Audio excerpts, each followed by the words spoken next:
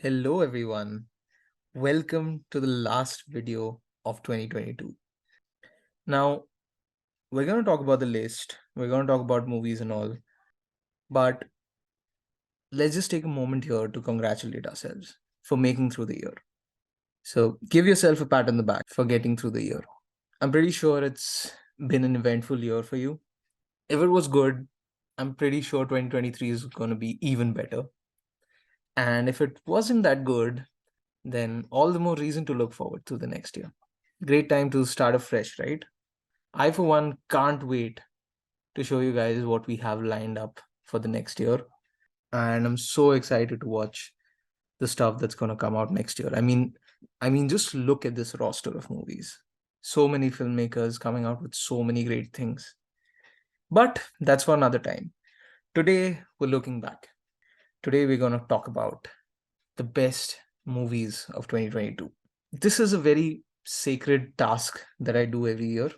And the reason why it's so special is because of just plain retrospective, just analyzing stuff that I've watched. And I love to do that because otherwise it's just mindless consumption of content, right? And it's not just for content, I think it holds true for life as well.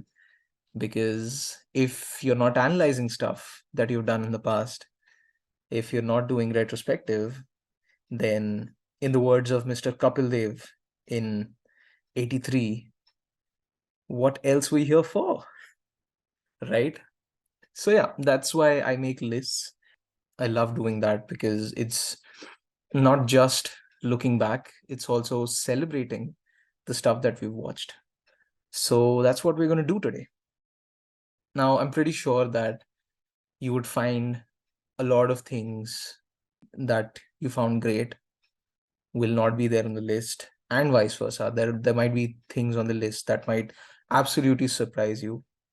But that's even better because now I get to know the stuff that you've seen this year that you loved, and we can have a proper discussion about it. So please just don't watch the video and leave. I really want you guys to tell me what all stuff did you watch this year that you loved, and let's have a discussion, right? Okay, let's go then. So we'll start off with the movies that almost made the list. The first one of that lot is Top Gun Maverick. I so wanted to put this on my list.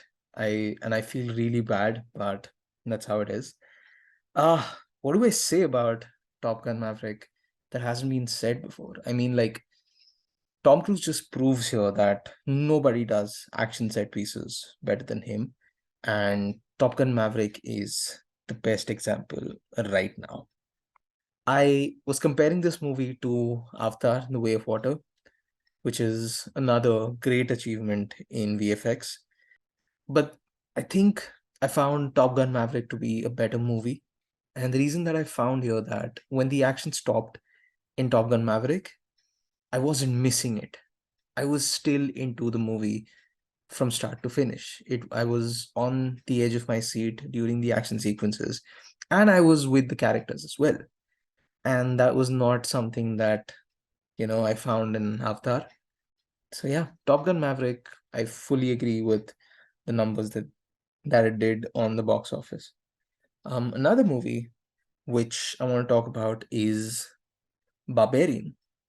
I'm not sure if you've heard about this, but this is my favorite horror movie of the year. Barbarian, if you haven't seen, I'm not going to spoil it. Just go inside it blank and just be prepared to be surprised. Everything that the movie throws at you, I'm confident here that you haven't predicted any of it. Okay. And I'm not just talking about the first half of the movie. Like till the end, you will not be able to predict anything that's going to happen. That's how I'm going to sell this movie. Please go watch Barbarian, the best horror movie that you'll see this year, or maybe in a long time. And this year has been really great for horror. So Barbarian being the best of it is actually saying something. Okay, the next movie is a very small movie that came out earlier this year. It's called The Outfit, starring Mark Rylance. If you're a fan of thrillers that take place in just one room, the stage setup kind of thing, then I'm sure you're gonna love The Outfit. It again keeps you guessing, and with every step of the way, the stakes just keep on increasing. And Mark Rylance is just amazing to watch. So please watch The Outfit. The fourth movie that I want to talk about, it's an Indian Netflix movie that came out this year called Kala.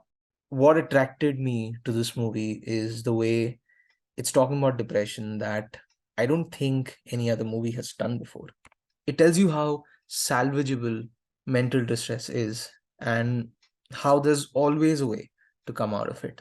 And the movie looks beautiful. Every frame you see of the movie, it's an art piece on its own. Also, please watch out for the soundtrack. It's amazing. I haven't stopped listening to Shock from the time it's been a month and it's still on repeat. So yeah, that's Kala. And the last mention that I want to talk about is See How They Run. If you haven't heard about this movie, this is a murder mystery set in the 1950s, and it plays out like an Agatha Christie story. It's got a great way of giving an homage to her stories, and I feel that it has been eclipsed by that other murder mystery that we may or may not talk about on the list today. So yeah, See How They Run, that's my final special mention. And with these out of the way, let's get into a top 10. Number 10, Bullet Train. Now, I know this movie is not liked as much, but I don't care. For me, it was one of the best edge of the seat thrillers that I've seen this year. It gave me what it promised, and that's all I want. It ends with the same pace as it starts. And to be honest, you can't say that about a lot of movies that have come out this year. The performances are great, especially by Brian Tyree Henry as Lemon, the funny British assassin. He was amazing in the movie. And if you haven't seen it, trust me, you're going to have a great time. Do not listen to the critics, do not listen to any of the ratings. Whoever missed it in the theater, whoever watched it on Netflix, has told me that they've loved the movie. Trust me, you should watch it. But before watching it, make sure you also watch the analysis that we did on the channel. So that's number 10. Number 9 is Nope. This is Jordan Peele's third outing as a director. And with this movie, he's proved that he's not here to faff around. Even though his first two movies have done great, he's made sure that he's not going to follow any formula here. And it shows in Nope.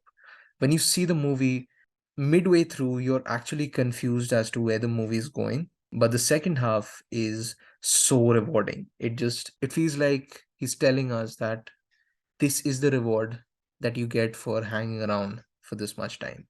Nope for me is, for me, as good as Get Out and Us. It had things that I wasn't expecting, and after it ends, you're still thinking about it.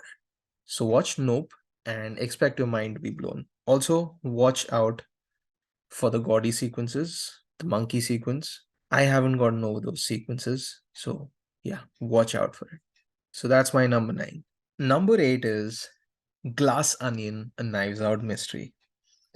This movie is a riot from start to finish. I'm a big fan of the original, and I was very intrigued to know what they've done with this or how they would top the original off. And I'm so happy to say that this movie is on par with the original. It does so many things right. The best thing about murder mysteries is that when the reveal happens, it shouldn't just make sense in the mystery side of things, but should also make sense in the character side of things as well. And that is something that Ryan Johnson has achieved twice now. And that's phenomenal, isn't it? Also, I can watch n number of Benoit Blanc movies. Daniel Craig is a sweetheart when he's playing Benoit Blanc.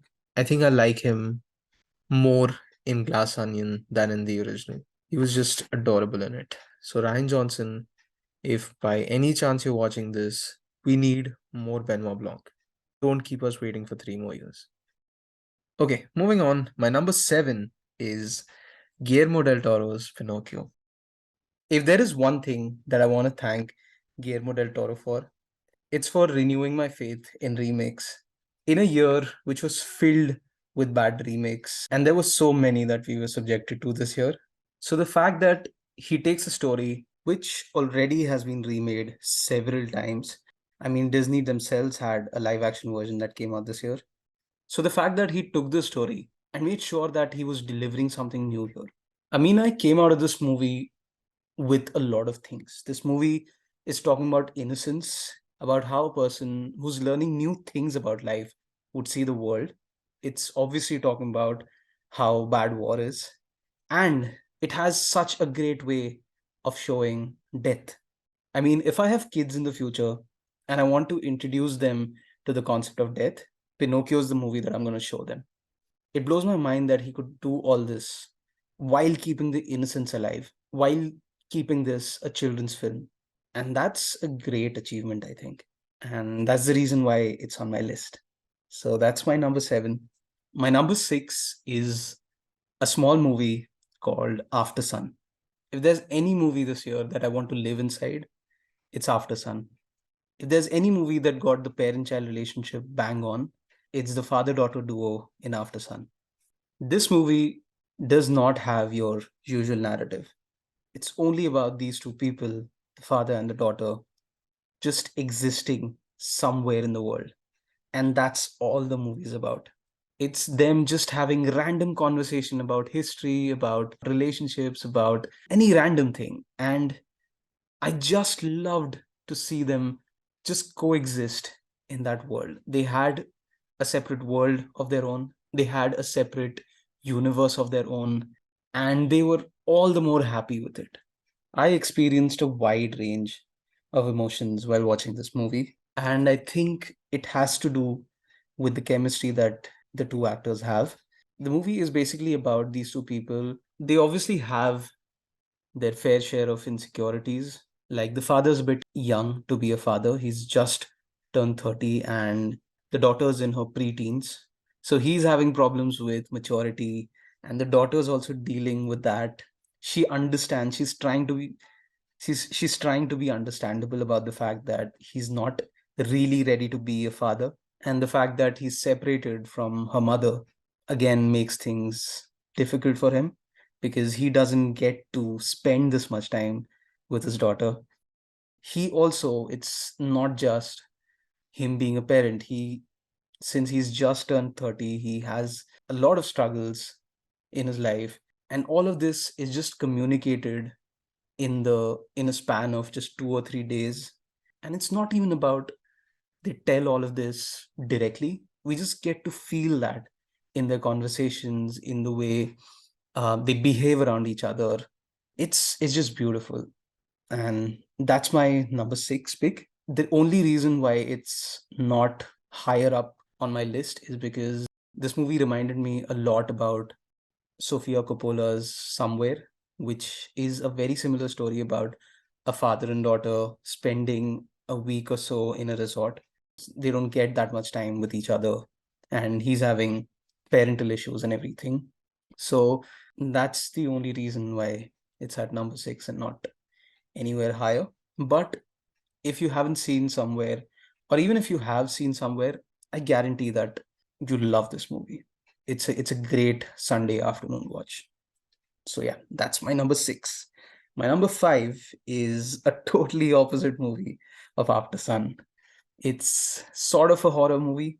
I don't want to label it as horror because it's more of a character piece. And the movie is called Pearl. This is a prequel to a horror movie that also came out this year called X. And Pearl is about the villain that we see in X. So it's basically about how she becomes the version that we see in X. And this I want to recommend to people who love to see the villain origin story. This follows the formula of her wanting something, of someone who wants so many things in life, and in every step of the way, they're facing failure, which leads them to that. But the thing that I like about Pearl is not about what happens when she becomes that or what is her worst self or anything like that. It's about how she becomes that person. Because when you meet Pearl in the beginning, you see so many dreams in her eyes. She's from a small village and she has hopes of becoming a dancer in movies, I guess. I'm not sure.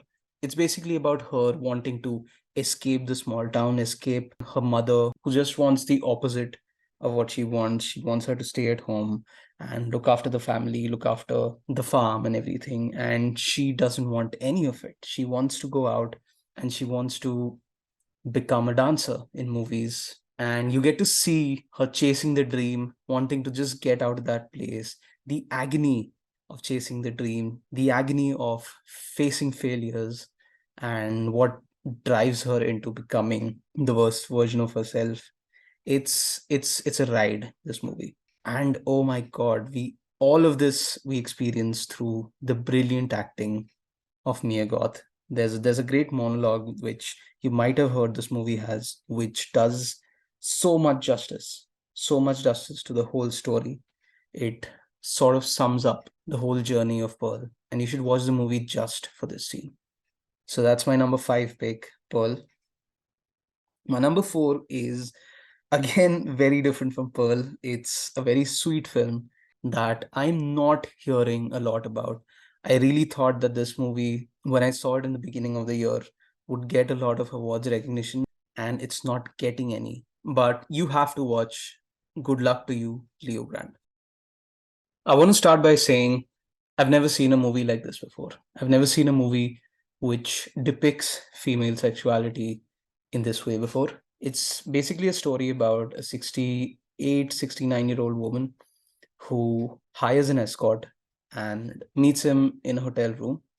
And the whole movie takes place inside a hotel room through the course of several days, but it's primarily filmed in that hotel room.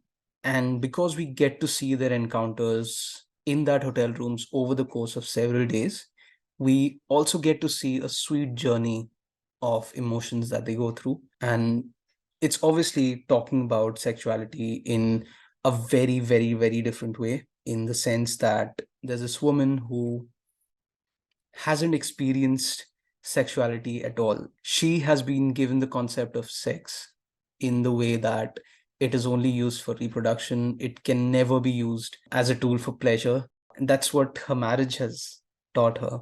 And now that her husband has passed away and her children are not with her, and the fact that she's facing loneliness, it is talking about so many things. It's through this escort whose name is Leo Grande. He's the so-called titular character of the movie. He is sort of in a way teaching her about things that he has learned. He is obviously way too young for her. He might be 25, 30 or something. And over these several days that they meet in the hotel room, we get to see their relationship as well. It obviously starts off with something very superficial where she doesn't want to even indulge in anything that's remotely close to sex. She is just repulsed by everything. She hates herself for even doing something like this. And that changes over the course of the next few weeks. And it's just beautiful to see the journey that she goes through of self discovery, I would say. And the reason why I found it beautiful is that even at the age of 60, 70, she is making an effort to learn new things, rediscovering herself. It's not just about sex, it's also about her discovering a new side of hers.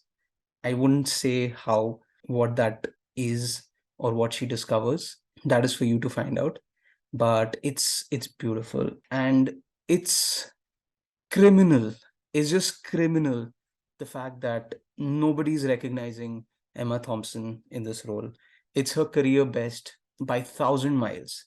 She's always been great, but the thing that she does in Good Luck to You, Leo Grande is phenomenal. And that's what I was talking about. I was dead sure that she's going to get a Best Actress nomination, and I don't think that's happening because the movie has gone under the rug for some reason. But please don't miss out on it. It's a very beautiful movie, and you will not regret watching it. So that's my number four. Good Luck to You, Leo Grande.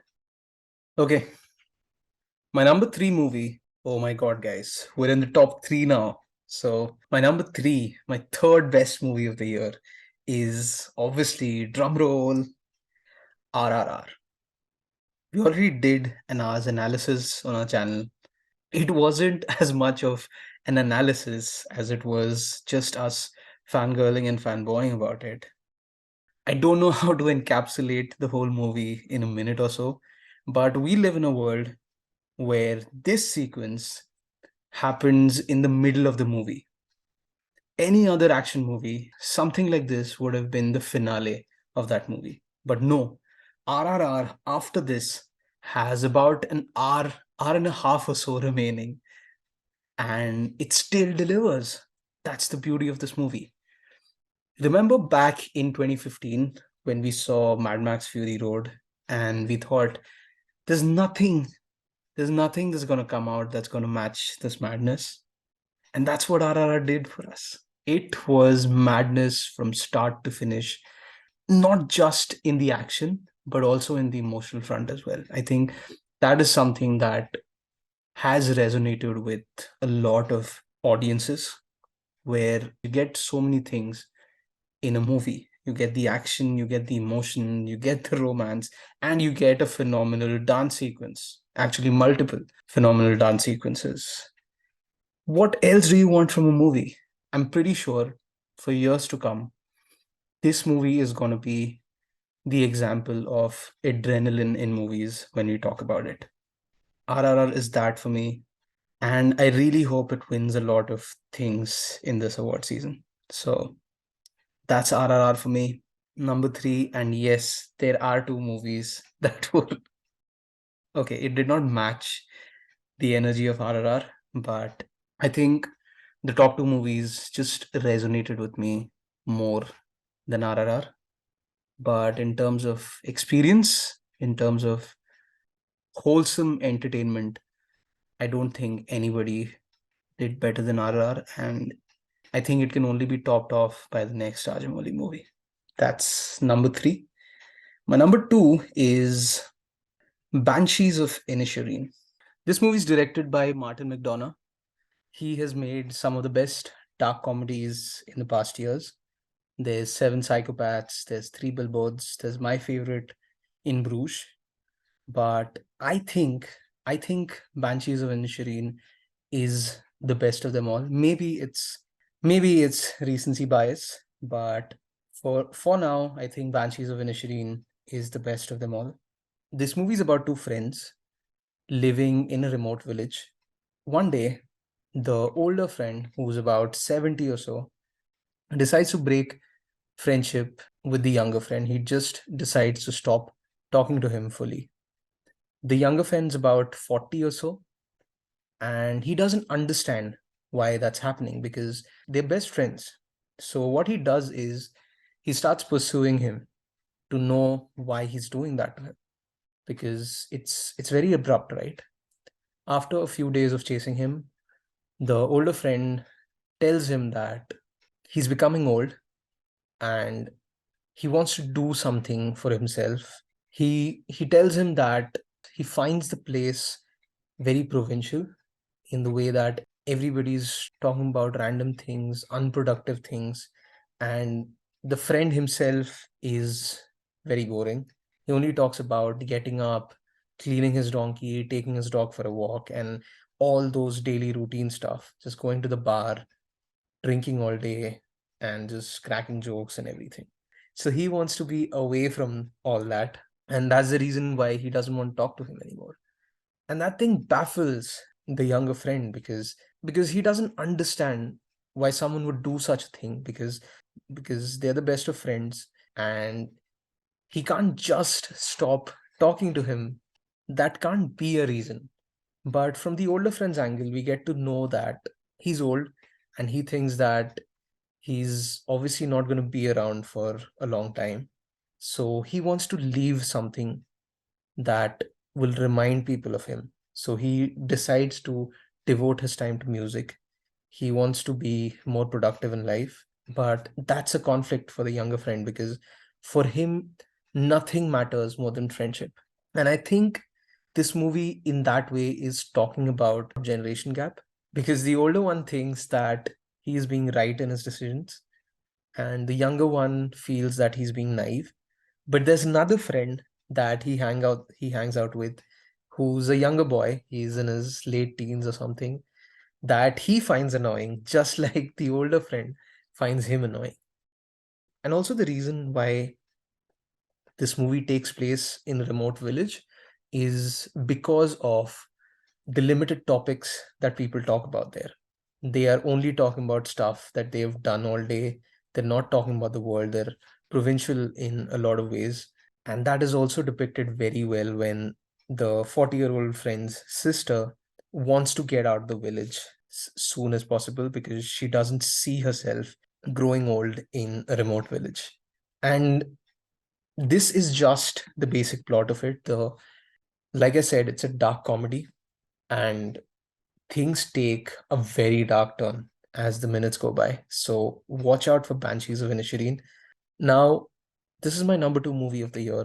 And I think, in a way, the way they have depicted the emotions here, I think Banshees of Inisherin does better than my number one pick. And for that reason, I was very confused which one I want to put at my top spot. But then I remembered what I experienced with my number one, and it was just a clear winner. If you've seen our channel, you know which movie I'm going to talk about because we have gushed so much about this movie. It's the only movie on our channel that we've made two videos about because an hour wasn't enough to discuss what experience we had watching this movie. And the movie is called Everything Everywhere All at Once. I wasn't ready for this movie. It's very ironic that it came out at a time when the other multiverse movie came out, but this movie shows you how it's done and why multiverse movies need to be done. Every single frame of this movie, since we are sometimes zooming past the multiverses, every single frame of this movie is just masterpiece after masterpiece.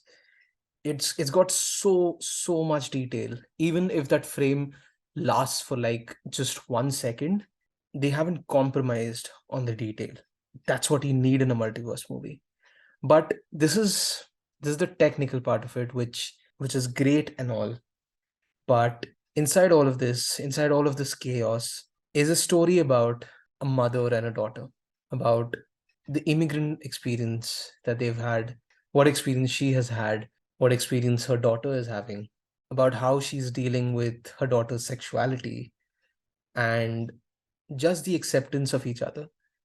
It's also the story of her and her husband, what sacrifices they made in their relationships because they decided to move to the US. And through the multiverses, she gets to experience the what ifs. And it's a great take on the regrets that we have in our lives. Every single one of us has things in their past that they would want to change. And that's why I think the concept of multiverses actually attract us. It's about experiencing stuff that we are not experiencing in our daily lives. It's about changing stuff that we did differently in our past. And that's what she's going through as well. She has so many regrets in her life about moving to US, about treating the way she has treated her daughter, the relationship that she has with her father as well, and everything, all the regrets, all the things that she would want to change. She experiences that through the multiverses, and she gets to see what could have been if she would have taken a decision in a different way in her past. And that's what's the beauty of this movie. It's a human story. At the end of the day, it's a very, very personal story. It's not about superheroes going through multiverses. Even though the experience that she has is larger than life, but it is about a person who leads a very simple life. And that's what makes this movie beautiful. And that's the reason why it's my favorite movie of the year. I think the last time I felt so passionately about a movie was Parasite, which was what, 4 years back, 3 years back or something.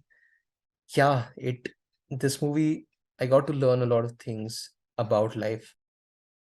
And that's why we watch movies, right? We experience it and we try to inculcate a lot of things in our daily life as well. And Everything Everywhere just did that for me. So that's my number one, and that's my list for you guys.